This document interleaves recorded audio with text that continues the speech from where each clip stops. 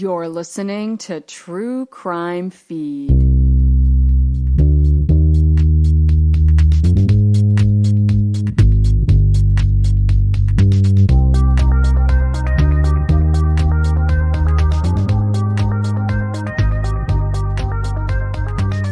Welcome to True Crime Feed. I'm your host, Angela Ferrari, reviewing the best true crime podcast from the past decade with a teensy bit of humor, plus my top 3 true crime picks of the week. Today on the docket, we have a single episode from the podcast Generation Y. Hosts Aaron Habel and Justin Evans have been in the game since 2012. This show has a very simple, casual vibe to it, but their case coverage is always super pro. And I will admit, I have taken this one for granted. I've been known to stray away for long stretches of time, distracted by the latest and greatest new big budget true crime series with lots of sound design and audio effects. But oftentimes when that fancy new show inevitably fails to deliver and I'm left feeling burned by yet another squandered audio investment, I'll come crawling back to my tried and true fellows from Generation Y for a no-frills, satisfying crime story. These guys are always bringing cases to my attention that I've never heard before. Cases where I'm like, dude, how is everyone not talking about this? And their coverage of the Gladys Ricart murder is a prime example. Before we go there, to take your listening experience to the next level, go to thetruecrimefeed.com and sign up for my newsletter where I curate visual aids to accompany the show. This story in particular is especially enhanced by the visuals. Because unlike most cases, we have tons of photos the day that she died, plus the whole murder was caught on videotape. Because Gladys Ricart was killed the day of her wedding. You remember that feeling of watching old Disney movies as a kid and imagining your future life based on these lovely fantasies. And you also remember that first time your idyllic fantasy view of the world was destroyed by a harsh reality. That's what it's like seeing home movies of Gladys on the day of her wedding. She truly looked like a Disney princess, so beautiful and beaming with joy, about to experience her dream wedding, one moment living in a blissful fantasy, and the next dying in a horrific tragedy. Before we get to her wedding and the day of Gladys Ricart's death, we need to learn how she got here. Gladys was born in Santo Domingo, Dominican Republic in 1960. At age 19, she had her son Davis, and Gladys dreamed of a better life for her and her child in the States. So at the age of 22, she took her entire life savings and immigrated to the U.S. to the Washington Heights neighborhood in New York City. Her son Davis spent a few years with a relative while Gladys got herself established, and then he was able to join her, along with her sister, nieces, and brother. Life was definitely challenging, but happy for Gladys. She learned English, enrolled in a local community college where she took accounting classes, and she worked her way up to a supervisor role at an accounting firm in Manhattan. Yeah, total badass, right?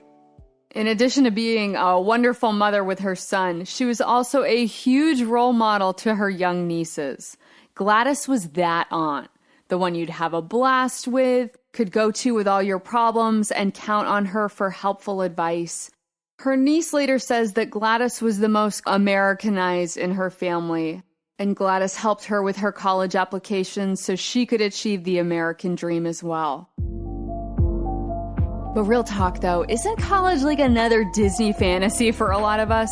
I mean, I paid a whole lot of money to, quote, study studio art and faff around for 4 years. And I only remember like half of it, because of the paint fumes. Gladys actually used her degree and applied herself. She had everything except that special someone to share her life with.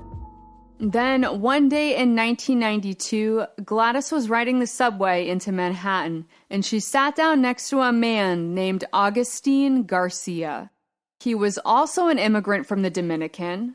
He worked his way up to become a prominent businessman, was a political activist, and also ran a nonprofit community organization to serve other Dominican immigrants in the Washington Heights neighborhood. Gladys and Augustine fell in love, and eventually they moved in together to the suburb of Bergen, New Jersey, along with Augustine's 2 children from a previous relationship and Gladys's son, Davis. On the outside, it seemed like a perfect match. 2 high-achieving, self-made, proud Dominicans living the American dream.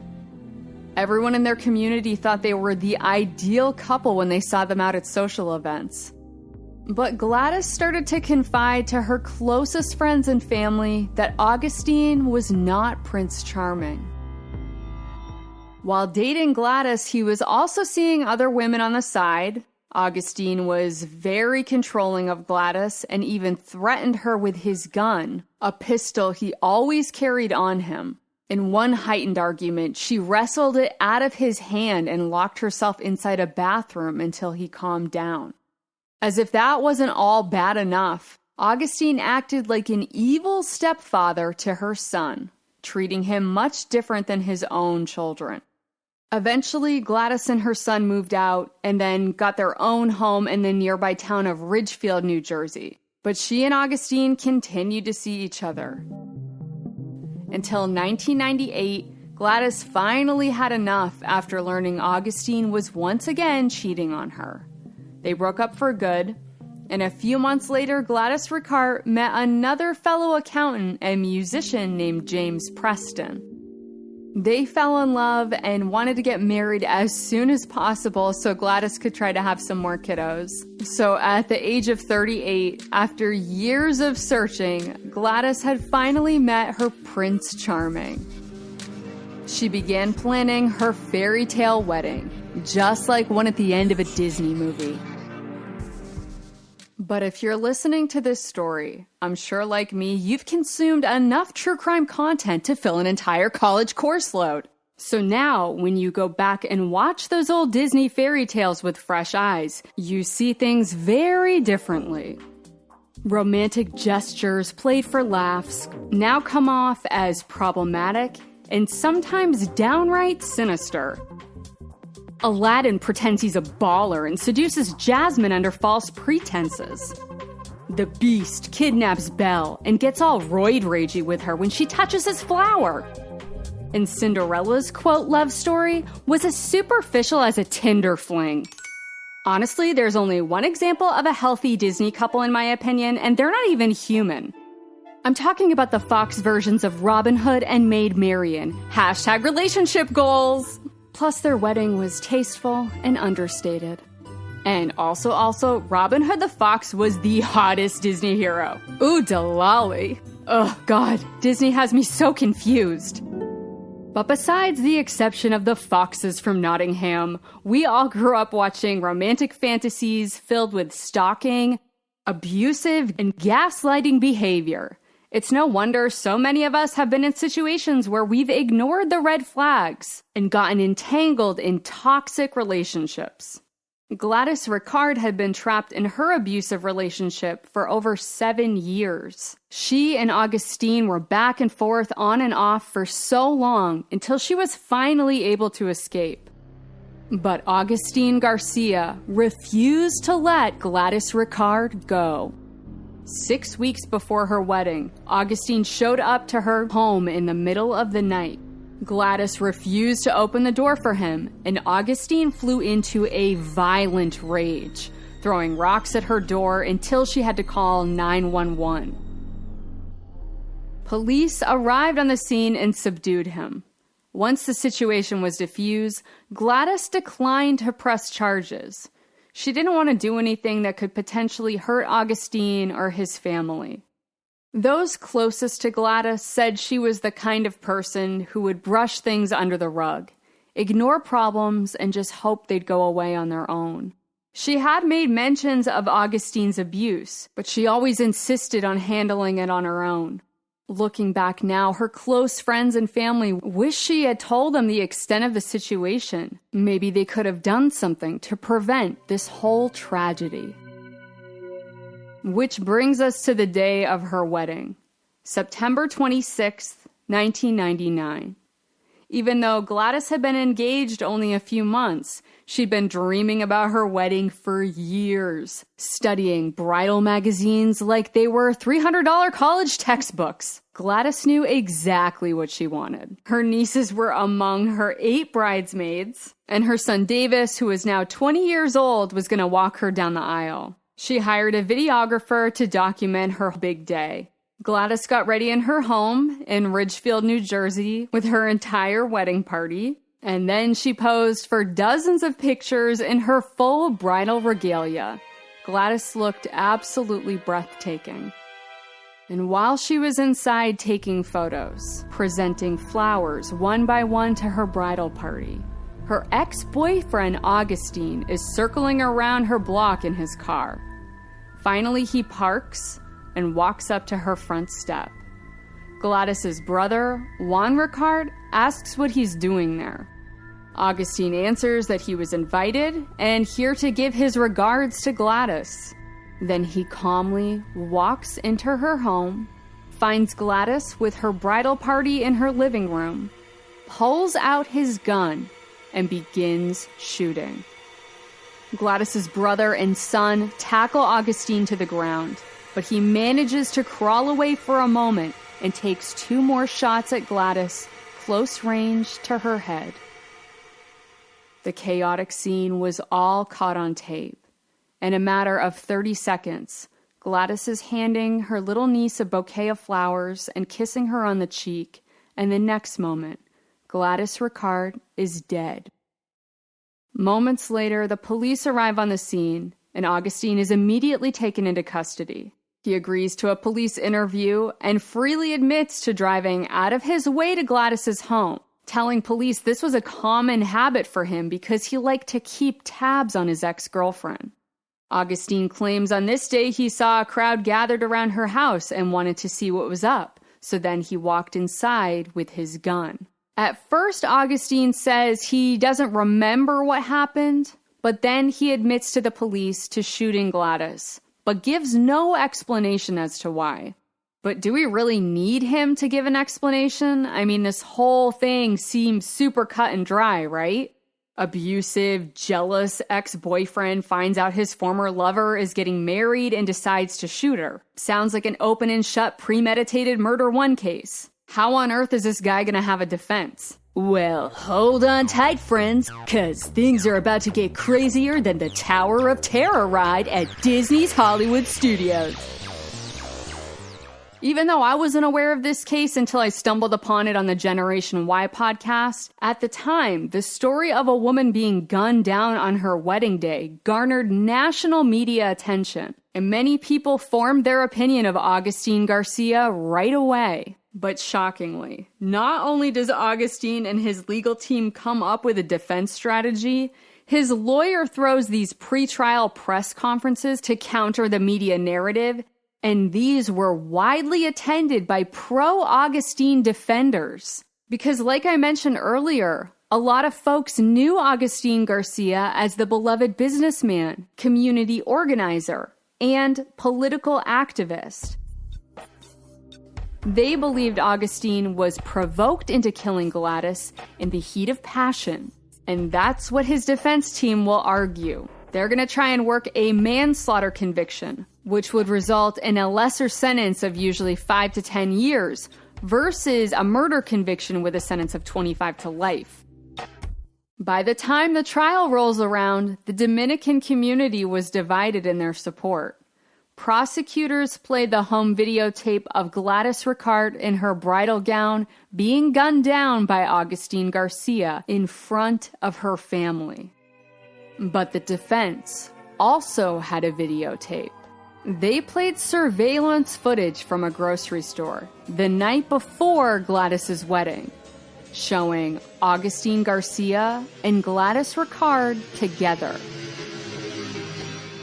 Augustine has his arms wrapped tightly around Gladys as they walk down the aisles together. The defense argued that Gladys never broke off the relationship with Augustine.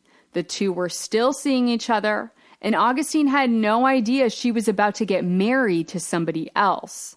And so seeing the love of his life about to marry another man after he was just with her the night before sent him off into a fit of passion to the point where he had no control over his actions. The local Dominican community was following the case closely, and when the surveillance footage was released, it turned into a smear campaign against Gladys. The media perception of her shifted from innocent victim to heartless cheater. How dare she be out with another man right before her wedding? Some even started to wonder if Gladys deserved what she got. I can't begin to imagine how bad her family must have been hurting to see all this. Not only was their beloved Gladys murdered, now her community had turned against her. However, the prosecution took that same surveillance video footage and told an entirely different story. Instead of two lovers walking side by side in a warm embrace, the prosecution argued that Augustine had been stalking Gladys that night, which he freely admitted to doing in the past during that initial police interrogation. The prosecution surmised that Augustine followed Gladys to the grocery store that night and accosted her inside because it was a public place where he knew she was least likely to make a scene. So now when you look at that same footage, it takes on a menacing feeling. You now notice that Augustine is grabbing her from behind, and Gladys has her arms folded, looking more like she's enduring his contact rather than welcoming it. Once you see it, you can't unsee it. If I were on the jury, I would have absolutely sided with the prosecution's interpretation of the grocery store surveillance video. Of course, we will never fully know the truth because Gladys isn't here to tell her side. But even if everything the defense said was true, and Gladys and Augustine were still seeing each other, that doesn't mean she deserved to die. And it also doesn't change the fact that there's more evidence against Augustine that point in the direction of a premeditated murder. Point number 1. Yes, Augustine usually had his gun on his person at all times, but the day he walked into Gladys's home and killed her, he had additional bullets ready in his pocket. Point number 2. The day of her murder, Augustine first had a speaking engagement in the city. And then, instead of driving back to his home in Bergen, New Jersey, Augustine drove 30 minutes out of the way to Ridgefield to, quote, check on Gladys. And point number 3, this bozo takes the stand and undermines his entire defense. While on the stand, in between fits of weeping, Augustine claims he walked in calmly to see Gladys, and out of nowhere, her brother and son physically attacked him. Augustine insisted that he only reached for his gun in self-defense, and then he was hit in the back of the head and blacked out. He tells jurors he didn't remember the actual shooting. He stands up and demonstrates the sequence of events with his defense attorney. Talk about living in a world of make-believe. The jurors aren't buying his story.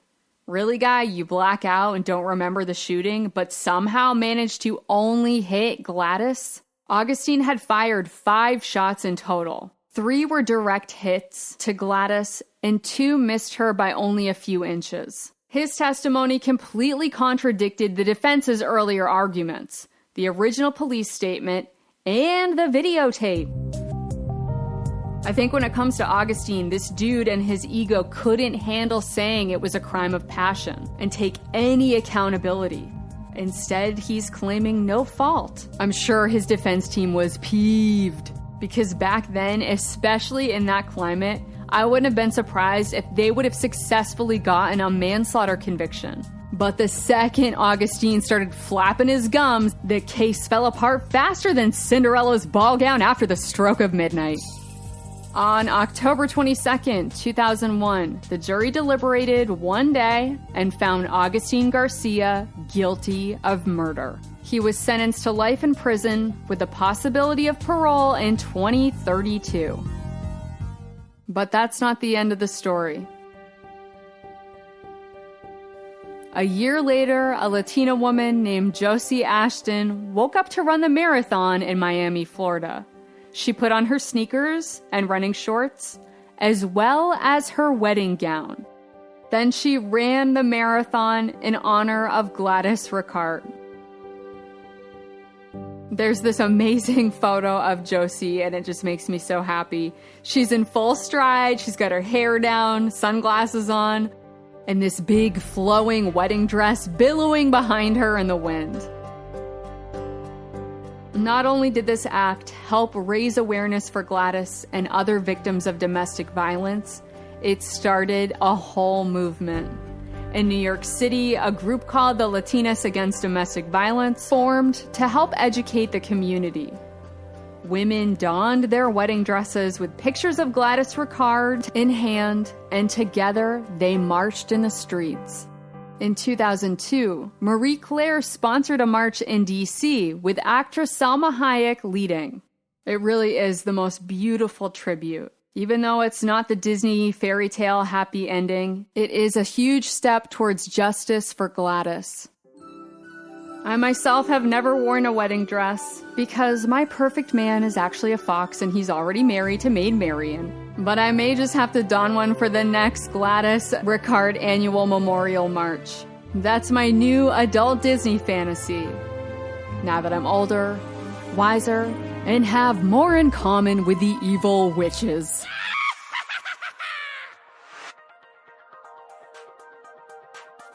Hey, I want to mention once again that Gavin de Becker book called The Gift of Fear, all about how to hone your survival skills to help protect against violence.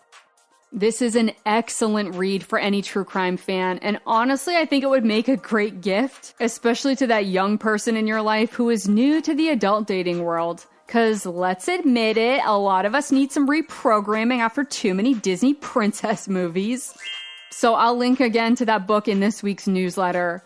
Let me know your thoughts about today's story. You can email me directly at angela@thetruecrimefeed.com or join the True Crime Feed Facebook discussion group. Keep an open mind and be kind to fellow True Crime Feed friends.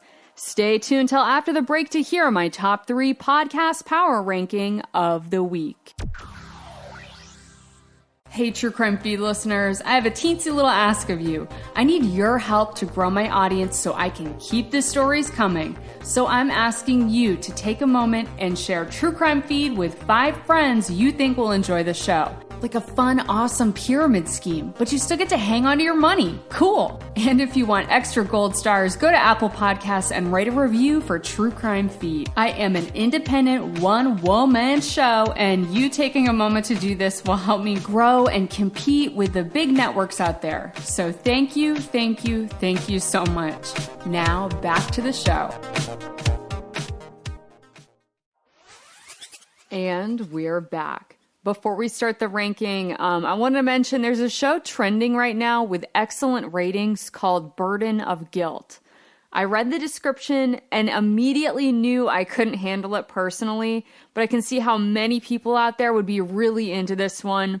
It's about a woman whose brother died as an infant, and she finds out when she's in her 40s that she might have been the one who killed him by accident back when she was a toddler. Either that, or she was just a scapegoat and her family has been hiding a sinister secret for over 4 decades. Yeah, it does sound really intriguing, but anything with kids though, man, I have a really hard time with. So if you do check out Burden of Guilt, let me know what you think.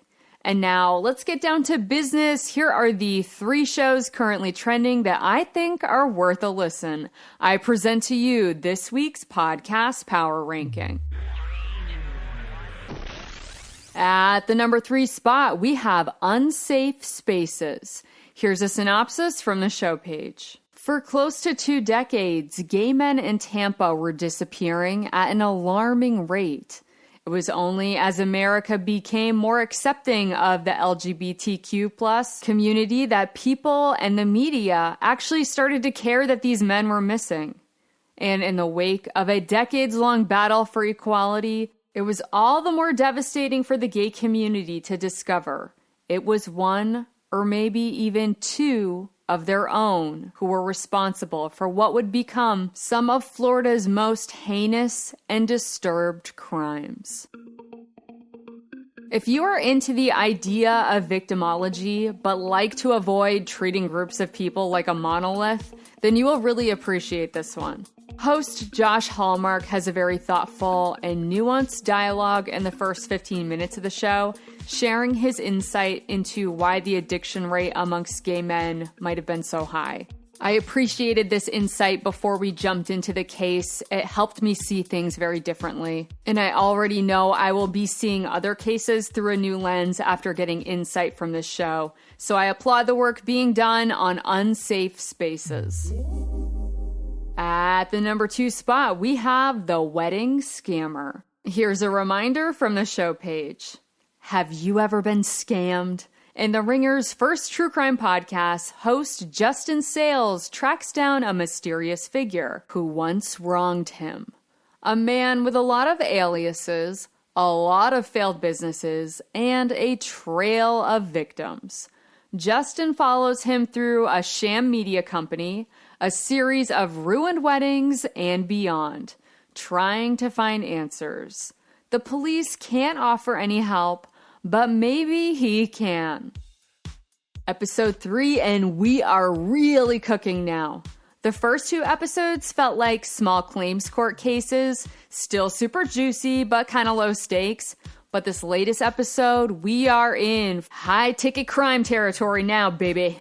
I was reeling for the couple in this latest episode who lost nearly everything and getting ready to mount up and track down this flim-flam man myself. But lucky for me, I've got Justin Sales and his ragtag gang to do the dirty work for me so I can sit back and continue to enjoy The Wedding Scammer.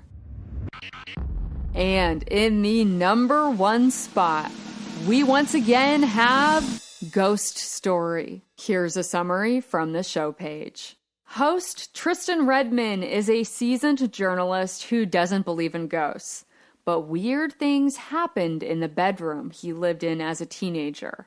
When he discovers years later that subsequent occupants of the same house have been visited by the ghost of a faceless woman, he is curious, because it just so happens that Tristan's childhood home is right next door to the house where his wife's great-grandmother, Naomi Dancy, was murdered in 1937, killed by 2 gunshots to the face.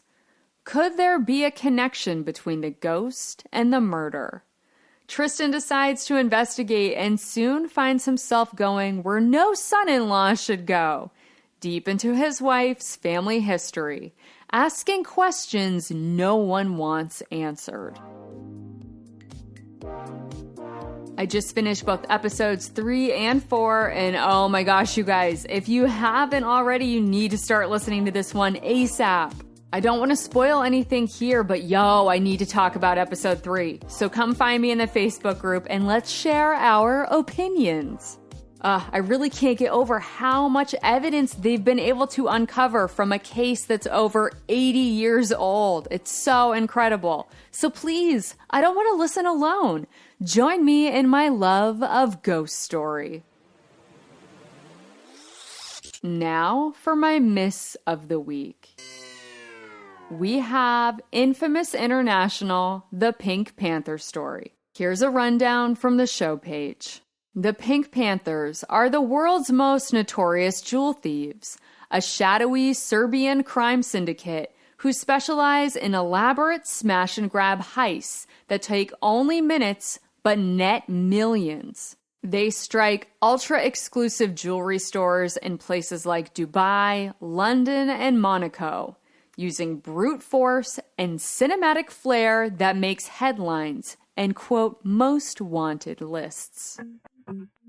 All right, I'm actually ashamed of myself for not liking this one. The Pink Panthers gets outstanding reviews across the board, but it kind of reminds me of eating foie gras. Foie gras. Like, I know I'm supposed to love it. It's objectively good, and I definitely don't hate it. I've tried it a few times. I'm just really not into it. It's the same with this show. I gave up after episode 2 because I kept zoning out and had to rewind several times just to follow along. And even now, I still can't really tell you what happened. So I'm not proud of myself, but this is my truth to say that this week I sent Infamous International, the Pink Panther story, down my podcast queue trapdoor. Find out next week if Ghost Story will remain in the #1 spot as the series continues, or if a new show will swoop in and take its place. Let me know what trending shows are in your top 3, and what show did you reluctantly have to send down your podcast queue trapdoor. I'll meet you back here next week to dust off another superb true crime show from the archive for your next feeding fix.